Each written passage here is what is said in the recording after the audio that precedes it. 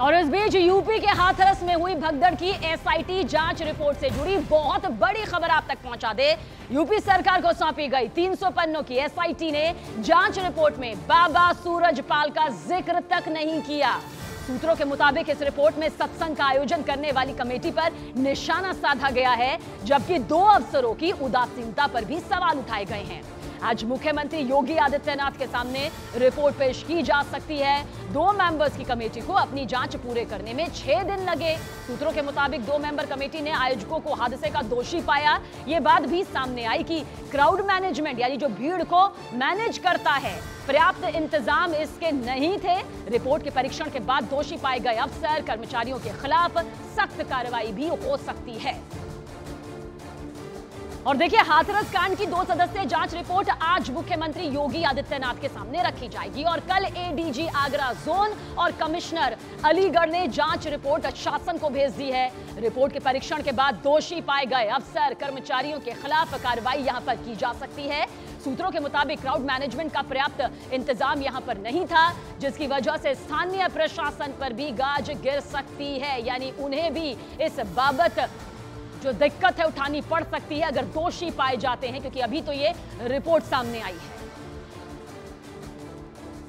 और अब समझिए, हाथरस में भगदड़ के बाद हुई 121 लोगों की दर्दनाक मौत के बाद से ही सरकार एक्शन मोड पर है। पर एसआईटी की जांच रिपोर्ट शासन को भेजी जा चुकी है। सरकार का दावा है कि दोषियों पर कड़ी कार्रवाई की जाएगी, सख्त से सख्त कार्रवाई होगी। तो वहीं हाथरस जिले बंगला जिला अस्पताल पहुंचे आज समाजवादी पार्टी के नेता और नगीना से लोकसभा सांसद चंद्रशेखर ने इसे पुलिस और सरकार की नाकामी करार दिया। तरह घटना गंभीर है। माननीय मुख्यमंत्री जी ने एक आयोग भी गठित कर दिया है। दोषी इसमें बख्शे नहीं जाएंगे और पुलिस आयोग जो गठित हुआ है, शासन प्रशासन ने इसको गंभीरता से लिया है, कड़ी कार्रवाई की जाएगी। देखिए, सबसे बड़ा तो फेलियर एडमिनिस्ट्रेशन का है और सीनियर अधिकारियों का है, जिन्होंने किसी बाबा के भरोसे इतनी बड़ी जनता को छोड़ दिया। जैसा मुझे अभी बताया गया कि भाई बाबा के सत्संग में कोई अंदर नहीं जा सकता, अंदर वो अपनी व्यवस्था रखते हैं। ये समझना पड़ेगा कि लोकतांत्रिक देश है और लॉ एंड ऑर्डर की जिम्मेदारी पुलिस और एडमिनिस्ट्रेशन की। बाबा को किसका संरक्षण प्राप्त है? के भरोसे नहीं छोड़ा है। दूसरी बात, इस बात पे भी गौर करना पड़ेगा कि 80,000 लोगों की जिम्मेदारी में कितने लोगों की व्यवस्था लगाई। अगर 100 लोगों की, 50 लोगों की या 200 लोगों की लगाई गई तो ये पर्याप्त नहीं। तो एलआईयू का इंटेलिजेंस का भी बहुत बड़ा फेलियर है। और वहीं बड़ी खबर उत्तर प्रदेश के अलीगढ़ से, जहां नारायण साकार हरि उर्फ बाबा सूरजपाल के आश्रम पर अनुयायी पहुंच रहे हैं। और एक अनुयायी का तो दावा है कि बाबा सूरजपाल अलीगढ़ के आश्रम में मौजूद थे। बाबा के अनुयायी ने यह भी दावा किया कि उन्होंने बाबा को अलीगढ़ आश्रम से सुबह जाते हुए देखा था। यह दावा बहुत बड़ा दावा है। उनका दावा है कि उन्होंने सफेद कपड़ों में बाबा को निकलते हुए देखा और यह भी बताया कि बाबा सफेद गाड़ी में बैठकर हाईवे की तरफ चले गए थे। बताया है कि आपने सुबह बाबा जी को देखा हमने सवेरे, जब हाँ भजन करते हैं तो बाबा जी को देखा था। अलीगढ़ में है, अलीगढ़ में। अच्छा।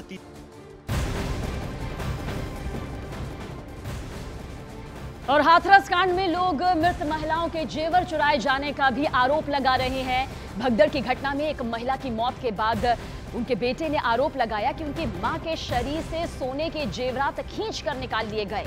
उनका आरोप है कि उनकी मां ने जो कुंडल कान में पहने थे उन्हें खींच लिया गया था। और इतना ही नहीं, आरोप यह भी है कि बाकी गहने भी महिला के शरीर से चुरा लिए गए। भगदड़ में जख्मी एक महिला ने भी आरोप लगाया कि उसके गहने पता नहीं किसने चुरा लिए। उन्होंने ये भी कहा कि बाबा को उस वक्त आना चाहिए था, लेकिन वो आए नहीं।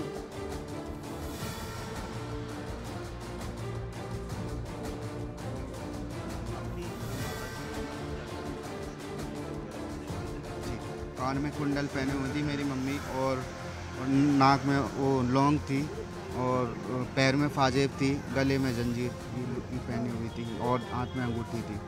अच्छा। हाँ, वो भी कुछ नहीं हुआ।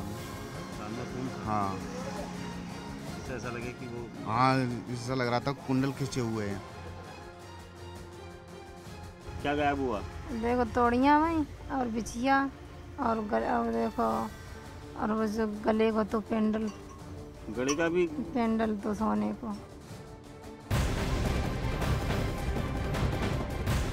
वहीं हाथरस कांड में जिस तरह बाबा के वकील एपी सिंह दावा कर रहे थे कि वहां पर जहरीला स्प्रे लेकर कुछ लोग घुसे थे और घटना को साजिश के तहत अंजाम दिया गया, उस घटना में अपनों को खो चुके लोगों ने खारिज कर दिया इसे और सवाल उठाया कि अगर गुंडे बदमाश घुसे थे तो ये तो बाबा और उनके सेवादारों की जिम्मेदारी थी। उनके साथ साथ एक और पीड़ित ने दावा किया कि वहां से लोगों को समय पर, वक्त पर सही तरीके से निकाला नहीं गया, नहीं तो और जान यहां पर बचाई जा सकती थी अगर वक्त पर कदम उठा लिया जाता। साजिश करिए, इस चीज़ को बाबा जी ध्यान दें। मान लो बाबा जी का फोर्स है, वो चीज़ ध्यान दें कि मतलब स्प्रे करिए तो इस चीज़ का यह इंतजाम करना चाहिए कि अंदर घुसते कैसे आते हैं, उस चीज़ की एंट्री यानी गेट पे एंट्री होनी चाहिए हैं। जो बाहर से कोई लोग आए ऐसे तो मान लो कोई भी आएगा, अब एक बम डाल दे, इतनी भीड़ होती है, बम डाल दे, कोई बम डाल के चला जाए तो फिर क्या होगा। व्यवस्था ही नहीं थी वहाँ पे, नहीं एम्बुलेंस की व्यवस्था, ना पानी की व्यवस्था, ऐसी कोई व्यवस्था नहीं थी वहाँ पे। अगर ट्रीटमेंट अगर मिलता तो आधे लोग वहाँ पे बच सकते थे। जिनकी सांस चल रही है वो भी मर गए। बॉडियों को इस तरीके से ले जाया गया था, बहुत गंदी तरीके से, पिकअप में लाद के एक पिकअप में कम से कम 30 और 20 बॉडी को ले गए लाद के। और उधर राजस्थान के अलवर में बाबा सूरजपाल का एक और आश्रम मौजूद है और ये वो आश्रम है जो उनकी पत्नी के नाम पर है। अलवर के सहजपुरा में बने इस आश्रम में अनुयायियों के आने का सिलसिला अब भी बदस्तूर जारी है और वो बाबा सूरजपाल को गलत नहीं मानते। अनुयायियों का दरअसल कहना है कि सभी आरोप गलत हैं और बाबा खुद परमात्मा हैं। सूरजपाल जाटव उर्फ भोले बाबा उर्फ नारायण साकार हरि, उनका ये अलवर के खेड़ली के अंदर आश्रम है।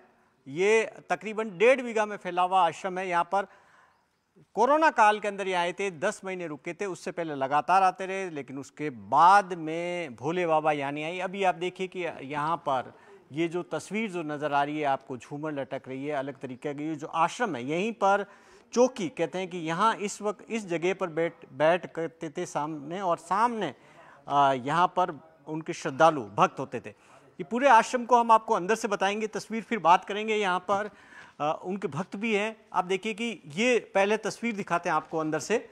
आप देखिए कि ये झूला है ना, ये आप देखिए कि इस पर झूला लगता था, झूले पे बैठते थे। लेकिन जहाँ पर मैं खड़ा हूँ ये नारायण हरि का खुद का कमरा है। और आप देखिए कि इसकी तस्वीर देख लीजिए एक बार। ये बता देते हैं, ये तस्वीरों में आप देख सकते हैं कि एक बड़ी चेयर है, इसके साथ में गेस्ट के बैठने के लिए, और 2 बेड लगे हुए हैं। यहाँ पर एसी लगा हुआ है रूम के अंदर। और अब आगे की दूसरा रूम बताते हैं आपको, जहाँ से देखिए कि ये तस्वीर देखिए कि ये आश्रम के अंदर की तस्वीरें हैं। और हम फिर आप यहाँ पर आगे ले चलते हैं। अब देखिए कि ये यहाँ पर ये 2 चेयर रखी हुई है। ये इन 2 चेयर पे ये किस काम आती थी?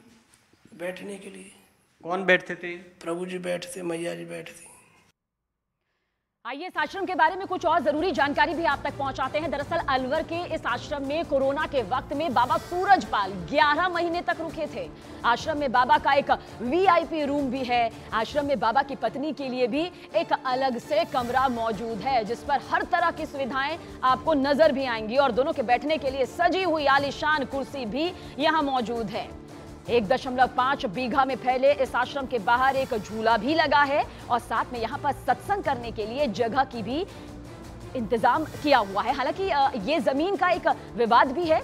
दावा ये किया जा रहा है कि जितनी जमीन बेची गई उससे ज्यादा पर कब्जा कर लिया गया, जबकि कमेटी के लोगों का दावा है कि सब कुछ नियम के मुताबिक हुआ, नियम के अनुसार हुआ।